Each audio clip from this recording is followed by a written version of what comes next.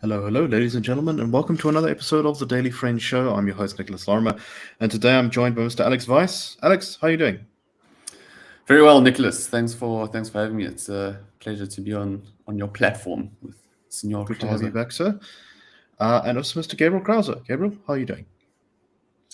Ahoy, how's it? Good. Yeah, lekker. Very good. I just want to say thank you to everyone for us reaching 11,000 subscribers. I really appreciate all the support, and I encourage anyone who hasn't subscribed and enjoys the show to subscribe, please, on whatever platform you're listening to us on, whether it be Spotify, iTunes, YouTube, whatever. Now, for today, oh yes, one more other thing. If you're watching on YouTube, after much consideration, decided to stick with the old format. I saw opinions were pretty split down the middle. So I kind of just went with my gut. I apologize to anyone who is disappointed by this decision. All right. So for our first story, it actually involves something that Alex has been working on for a while now, and I think is a great, fun, fantastic idea.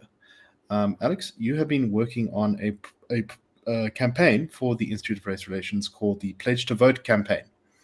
So you highlighted in the press release that went out today that we've had a serious reduction in voter turnout. We've definitely seen that in many, not just in the 2021 municipal elections, but also in many, I think, by-elections across the country where turnout's been pretty low. And that this is not a great thing because people are not getting involved in South Africa's democracy right at a time when things are getting much more competitive and much more interesting. Do you just want to talk a little bit about the campaign? Yeah, absolutely. I think Gabriel can certainly elaborate on why it's important at this stage and the state of the nation. But essentially, yeah, Nick, it's the idea behind the campaign is that, you know, the Institute has a long-standing tradition of upholding democratic values, ensuring democracy remains robust, you know, through its almost 100-year history, through the transition from apartheid through to our democratic dispensation. But that's obviously on a bit of a knife edge at the moment. And I think the declining voter turnout is cause for concern. You know, the Institute's been tracking political participation for many years. And obviously one of the standout stats that we come across is the rise of political unrest, service delivery protest. And that seems to be the form that people opt rather to exercise their democratic sort of rights and showing of political force. And unfortunately, you know, violent demonstrations doesn't necessarily build a cohesive nation. And I think it's kind of a talking point that a lot of people are on the tip of a lot of people's tongues at the moment, you know, voting, going to the polls, looking at coalitions. And I think the main aspect of this campaign is to highlight that there is a lot at stake for the individual's vote. You know, often there's this case, I'm sure we've all had these conversations when, oh, my vote doesn't count. When I vote, it's meaningless, et cetera, et cetera. But I think there is a watershed moment coming in 2024 by virtue of the nature that we are likely to head for some form of coalition governance. And I think that's quite exciting. And I think people should try and get behind that. Elections shouldn't, we anticipate, be as sort of uncompetitive and one-horse races we've come to know them. And yeah, I think highlighting the impact that sway votes can have, the impact that a vote can have, is something worth shouting from the rooftops. So that's what we're going to try and do. And hopefully the platform that we set up, pledgetovote.co.za, encourages people to get excited about voting, but also just buying into the commitment to vote. You know, Gabriel and myself have spoken a lot about the idea of esteem. I know, Nick, you guys spoke about it yesterday, about, you know, support for the ANC at the moment. You know, how does support shift in terms of moving with the crowd? And if we can get the crowd to move to just voting and participating, which way they vote is not our concern. But democratically ensuring that people play their part is our concern, and that's what we're going to try and do. Gabriel, your thoughts on the campaign? Both you and I have used the website this morning, and it all looks really cool to me. What are your thoughts on the Pledge to Vote campaign? Yeah, man, I clicked the link immediately, and I'll be honest, I clicked on it in order to troubleshoot, as a colleague in the IRR. I was like, let me see if there's any grammar, something we often end up building the plane while it's already flying. But it so drew me in that I found myself filling in my name and my details and pledging to vote in 2024. And then it so drew me in that I donated some money to help it advertise itself to others to get them to pledge to vote. And I think that activation is good to my mind, partly because in real terms, one of the obvious concerns that Alex touched on is this notion of like, well, is one vote ever going to count? And mathematically, the odds of it counting dispositively in an election where 12 million people are voting, making the difference in a party going in or out or getting a seat or not, is very, very small. That is a mathematical fact that I don't think people should shy away from, because I don't think that means your vote doesn't count. What it really means is that there's something hyper empowering about voting and encouraging others to do the same. Because if you can be a part of a network that, you're a node, you vote, you go yay, and you get 10 other people to vote and you get them to go yay, and each one of those gets 10 people to vote and they go yay, that really does make a difference quite quickly. And even if, you ask 10 and only 3 do, but they ask 10 and only 3 do, if you know a little bit about the Powers Law, those kinds of differences are real. And, I think the headline yesterday on one of the daily papers I saw in the petrol station was ANC looking at 37%, according to a new poll. I think that their numbers are going to continue going up and down, but it really is quite real, the potential for change. And for people who don't think that change is possible through the ballot box, there are so many mementos. One of them, I suppose, is 1948. South Africa is the portion of the population that could vote voted in, although not a majority, electorally voted in a really harsh doubling down on white supremacy. And the next election, the Nats did stronger, and then they did stronger, and then inside South Africa, outside South Africa, a lot of people who are critical of it, a lot of the kinds of people who would have supported the Institute would have liked resistance to apartheid, but would have felt, the thing about white South Africans, they're just never going to see the light of day. They're always going to be racist. They're always going to be hana, hana, hana, hana. And that changed. That totally changed. The end of apartheid, you can call it many things and there are many input factors, but that referendum in 1992, a strong vote on yes to change this country into a constitutional all-race democracy, that was such a beautiful thing to my mind, and something that people wouldn't have expected. And I think it's going to be a beautiful thing if we have a change election, an election that really brings about a change in policy, a change in outcomes, a reversal of the decline that this country's been going through on various hard measures for at least the last 10 years. Alex, any final thoughts before we move on? Yeah, I think one of the things that we've tried to address with this campaign is just creating some form of a home, some form of an actionable item that people can use. If you're standing around the braai and you get into these conversations about voting and what it entails, at least there's somewhere where you can go to at least engage. And yeah, I mean, it's almost gamifying voting. If you can get, you could challenge your mates, like, okay, well, I've made the pledge to vote. What have you done? And then, you put yourselves against each other, and then, it comes down to the final showdown, which will be sometime in May. You can sit around the telly while, the votes are coming in, and there's your vote, your vote is there. So I think the important thing is that we've got to start somewhere, which is why we're launching this campaign almost a year in advance. And we just got to try. You've got to try. We've got to try get people engaged. We've got to try get people to the ballot box.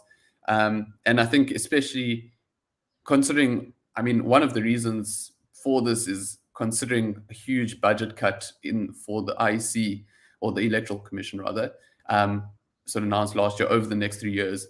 The ability of the IEC to fulfill its mandate is being hampered. So, we'll try step in, we'll make it work, we'll do what we can. And I think it's meant to While be a we fun can. thing. Vote while you can still vote. Exactly. Yeah. That's kind of my last hoo-ha. Exactly. Voting is a really underrated tool, I think, in a lot of the way people talk about politics casually. Don't underestimate it. Yeah, it's really not that bad. Also, the polls stay open quite late, and it depends on your voting station, but sometimes you can just pop in towards the end if you really don't like crowds. But anyway, let me not. Can I say something on that note? Go ahead. If I can say something on that note, I think one thing to admire about Mr. Lorimer here is that he has gone the extra mile and not just voted, but been a volunteer at voting stations, helping monitor, just adding eyeballs to improve the safety and the security of the ballot.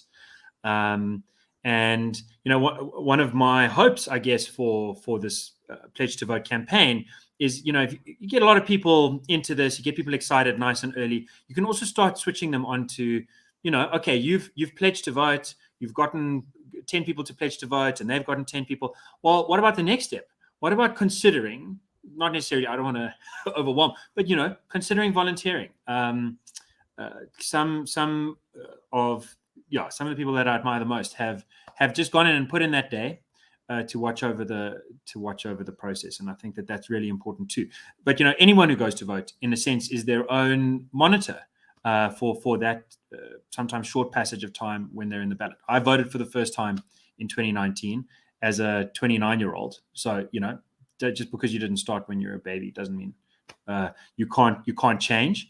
And I was amazed. I was in and out in like 45 minutes, and it was a pleasure. That's a really good point. Thanks for bringing it up, because there are a number of organizations, I can't remember the names of them off the top of my head, that you can apply to be an independent observer of the elections. Or the easiest way to do it is to find your favorite political party and ask to be a party agent there. And they will usually give you some training and give you the authority to keep an eye on how the election is carried out. And it's a very powerful tool. And it's also a really interesting time. Like, you actually will learn a lot of things, not just about how our elections work, but also just about South Africans and the people in the area in which you are observing. So definitely highly recommend, especially even if you're just going to only do it once in your life, you should do it at least once. Okay. Let's move on to the next story. There has been a call for public submissions on the expropriation bill by the Select Committee on Transport, Public Service and Administration, Public Works and Infrastructure. And it has invited interested persons and stakeholders to submit written comments on the expropriation bill. But something kind of caught our eye in this call for expropriation, or comments rather. Gabriel, would you like to explain what exactly happened here? Well, I mean, so I think the weirdest thing about it is that this is the government trying to do public hearings via Google Sheets, which I think is, I don't know, it's a little bit like the dog ate my homework kind of at national level. At least it doesn't cost the taxpayer, Gabriel. Look, I will say, I mean, there is that. It's not digital. I will say that there's something slightly heartening about the fact that it's clear that at least someone in government does know what a Google form is. Yeah. Which, but I'm not sure if that's so one of those buildings is, I don't know, those ministers and cabinet members, they don't have load shedding, so they constantly have enough electricity to tap into Google.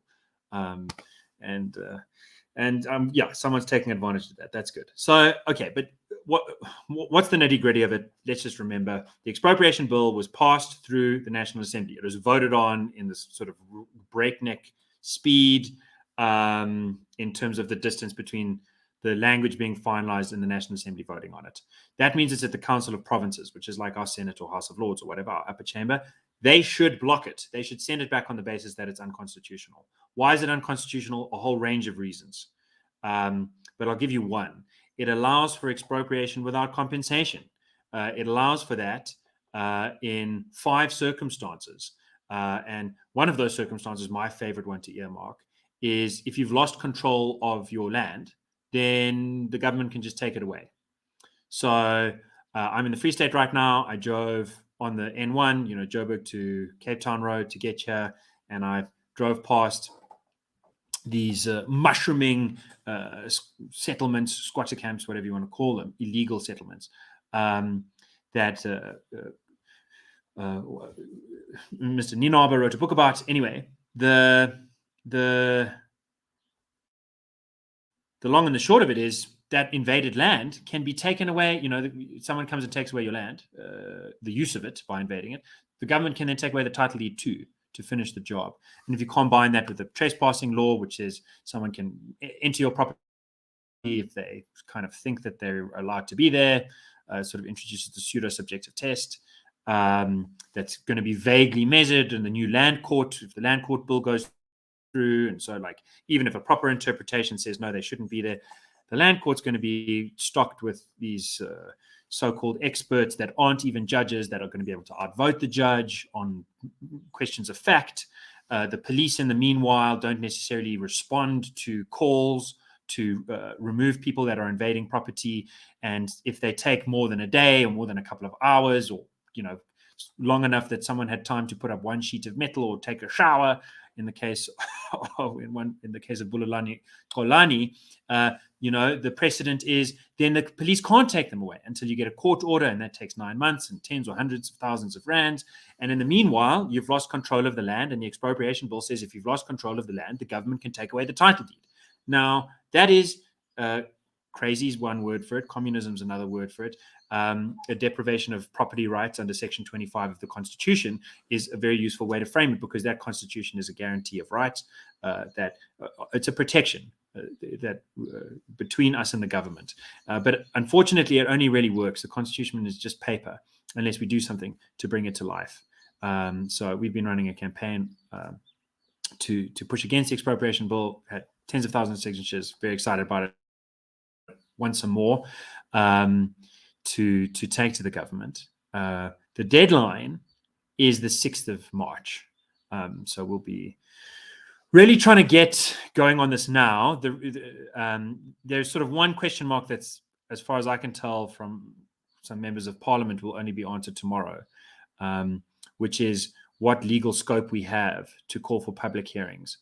Because my view is, and I've spoken to some people in the rural areas, farmers, farm owners, farm workers, etc. I think people really learned a lesson from the attempted constitutional amendment. There was this so-called land hunger. There was these sort of brave EFF types. But when the constitutional amendment was defeated, there was hardly anyone crying about it. In fact, there was a huge sigh of relief. And so I think a lot of South Africans that were maybe caught off guard the first time eventually got very energized about opposing the constitutional amendment. We need to re-galvanize them. And the best would be if we can force public hearings around the country, slow down the process, give people in little provinces, in little towns, in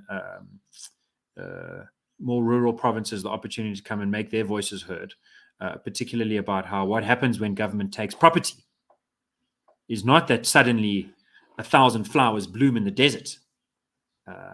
In fact, people who had jobs lose them. Orchards that grew fruit turn into desiccated, graveyards where each broken tree is like a tombstone to the work that used to be. And a lot of people who want to talk about that, and we want to try and give them a voice. So, if you like, help us. Go to the IRR's website, sign on, and we'll be putting out communications from tomorrow about the government's Google Sheets. How to use that as well. Definitely. Alex, anything to add? Expropriation, as Gabriel said, we've been flagging it because there was this kind of perception that, well, no, the battle has been won now, the constitutional amendment has been defeated, but the sort of trifecta of 3 different directions is all coming together to create something equally bad, if not in some ways worse. Your thoughts on this? Yeah, I mean, the first thing that comes to mind is, this 3-pronged approach. I think look, I'm not no Harry Potter nerd, but there was that one dog with 3 heads that was yeah, it's Fluffy. exactly, and it's yeah, it's a scary beast, and I think this is, you know, I think the thing that I've come to appreciate with campaigning and doing advocacy work with the institute is it never really stops, and as soon as you do, that's when they win. That's when, you know, and the thing is, you have to keep prodding the beast. You have to keep at it. And so, yeah, kudos to Gabriel and the team for uh, keeping tabs on this development. And I think, yeah, on a sort of related note, you know, this is the kind of thing that we have to be reminded of leading up to 2024. And if you don't like EWC, then, you know, hashtag pledge to vote. Because, you know, if you care about jobs, if you care about your property rights, where does the opportunity lie to avoid, you know, those sort of very drastic and unfortunate consequences of very destructive policies that Gabriel and his team is pushing back against. Right. Let's move on then, I think, to what all of this really kind of counts as, which is the State of the Nation. So the State of the Nation address is going to be happening this week, not in Parliament, because Parliament is, as far as I understand, either still under repair or maybe going to be repaired at some point. And so the president will, from another location, give the State of the Nation address, updating us all on the government's plans for the next year and some time ahead. There has, I think, been a little bit of a sneak peek, if you can call it that, into what the president is going to say. He put out his newsletter this morning. Firstly, talking about how, you know, we are suffering from the impact of the COVID-19 pandemic, events like the July 2021 unrest, and most recently sustained load shedding. Therefore, we must resolve the energy crisis with urgency. Otherwise, all our efforts to rebuild the economy in the wake of the COVID-19 pandemic will come to nothing. Principally, we must significantly reduce the frequency and severity of load shedding with a view to ending it altogether. He also goes on to say that the second priority is to accelerate efforts aimed at reducing unemployment through inclusive growth and transformation. Gabriel, you have some thoughts on growth. And Dude, can I just be honest with you? Yeah. It wasn't on purpose, but I completely zoned out. You were reading President Ramaphosa's words have that effect. They have a sort of magical sleeping powder that they can distribute across the world. I have. Luckily, I've already read it, so I do know what the content is. But you have some points to make then on soda. Let's ignore what the president said. Let's talk about what you have to say. So, yeah, no, I did read that. So I think that it is a preparation for what's going to come. I think one of the ANC's greatest strengths, the most amazing thing about the ANC, honestly, is that it is both the ruling party and the ruling opposition party. So Ramaphosa is a man of many hats. That guy is bound. I'm telling you, he's going to come start that Sono address. He's going to say things are so bad. Things are not working. I'm shocked. I'm amazed. You can't believe it. The electricity is not working. That this is not working. Look at all the terrible things Eskom's doing to us. And he's going to blame it on corruption. He's going to, the first half of his speech is going to be a campaign speech against the ANC. And then, first he's going to thank the ANC. He's going to say, good evening, welcome, thank you so much to all the ANC people. Then he's going to campaign against them. And then he's going to campaign for them, because he's going to say, basically, like the alcoholic who wakes up the next morning, I'm never drinking again. I promise today I'm going to be a goodie. Just give me another $50. I'm just going to go to the shops. I'm going to buy the kids nappies this time. I promise. A couple of data points to bear in mind beneath the rhetoric. The South African Reserve Bank has been calculating business cycles since World War II. And so it's very binary. It's like you're on an upswing or you're on a downswing. And to do the calculation, they've got, it's really quite complicated. They've got a hell of a lot of input factors.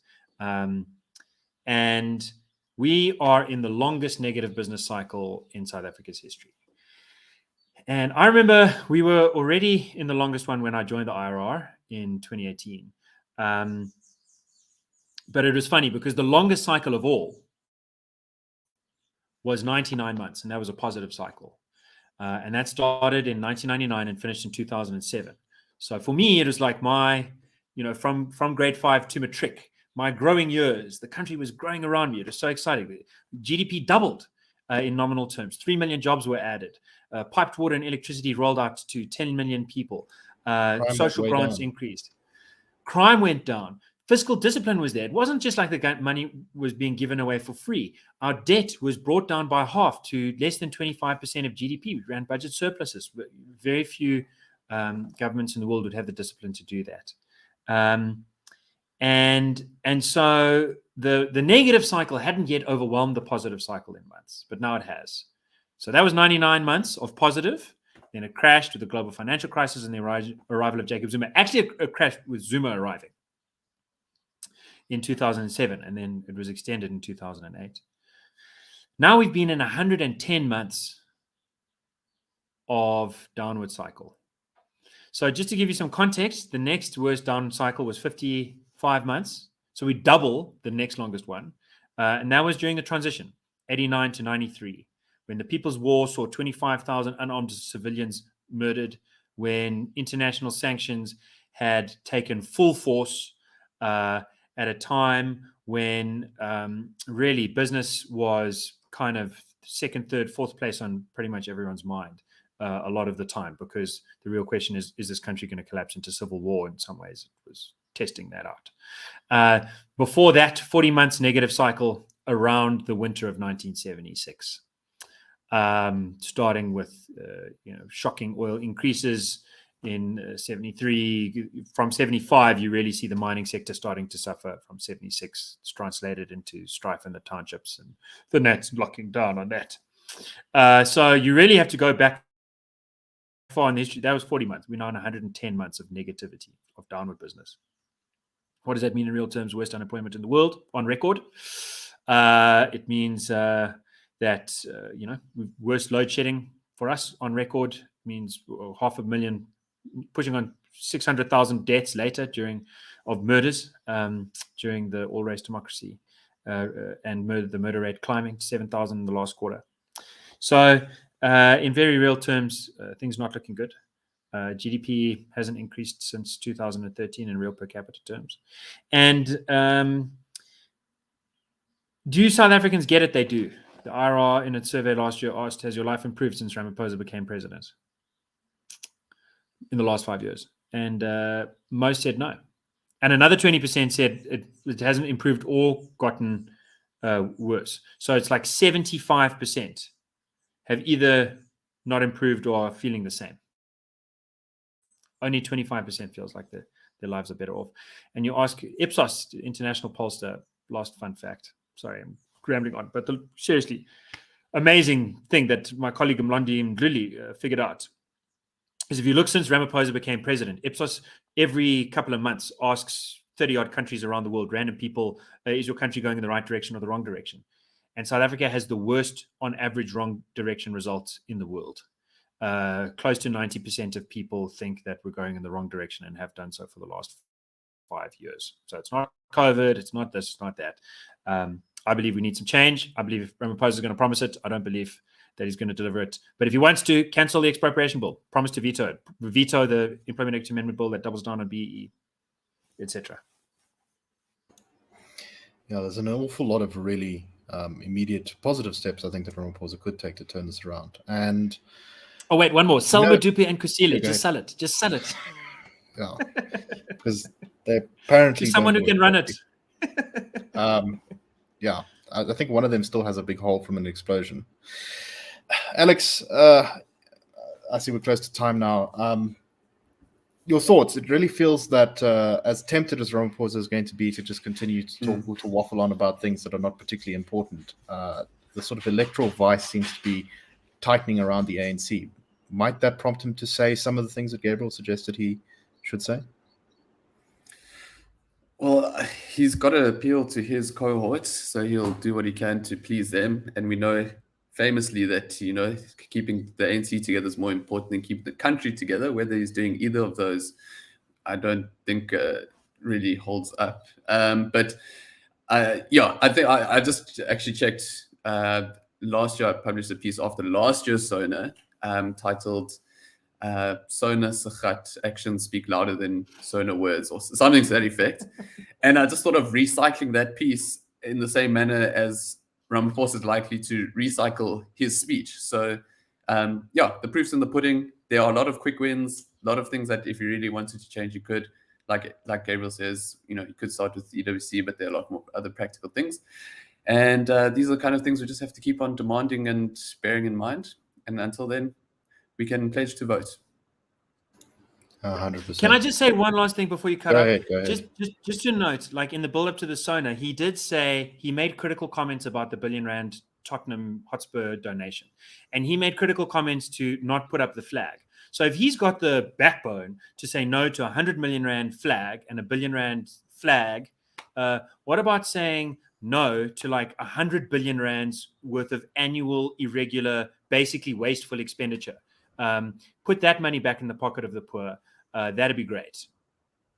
Nick, if I can also just add in one more thing, is that I saw this morning that a day of load shedding costs the economy something like 900 million rand, which is kind of what a campaign to sponsor a Premier League soccer team also costs. So, you know, there's a lot of small wins, and we can have nice things as a nation. We really can, with some small changes.